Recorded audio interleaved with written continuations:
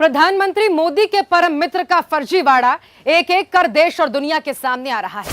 PM फिर भी अपनी यारी निभाने में लगे हुए हैं। हिंडनबर्ग के बाद अब Organized Crime and Corruption Reporting Project यानी कि OCCRP ने अपनी जांच रिपोर्ट में इसका खुलासा किया है। रिपोर्ट में खुलासा हुआ है कि अडानी ग्रुप ने गुपचुप तरीके से खुद अपने ही शेयर खरीदकर स्टॉक एक्सचेंज में लाखों डॉलर का निवेश किया और देश को चूना लगाया। OCCRP ने अपनी रिपोर्ट में कहा है कि अडानी समूह ने मॉरिशस जैसे टैक्स हेवन देश का इस्तेमाल कंपनियों के शेयरों को मैनिपुलेट करने के लिए किया।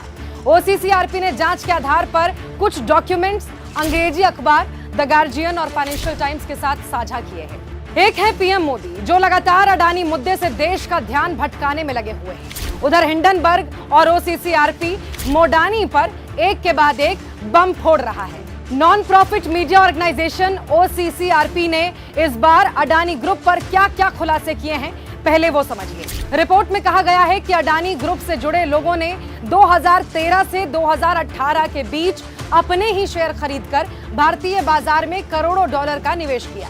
निवेशकों ने विदेशी कंपनियों के जरिए अडानी ग्रुप के शेयर खरीदे और फिर उसे बेचा गया।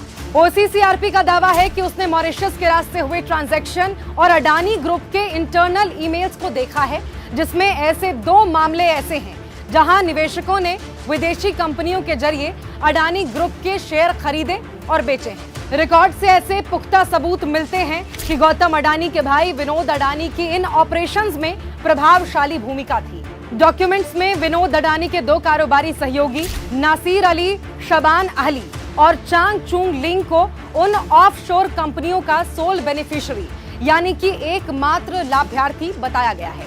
इन्हीं के जरिए पैसे का फ्लो हुआ।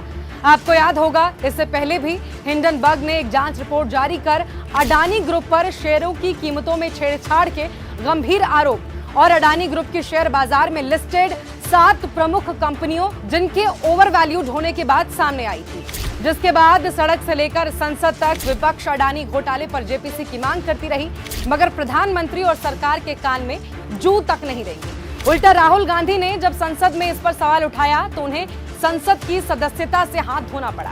बीते दिनों प्रधानमंत्री की ग्रीस यात्रा से ठीक बाद अडानी द्वारा वहां के बंदरगाहों के अधिग्रहण करने की खबर इसी भ्रष्टाचार का जीता जागता सबूत है।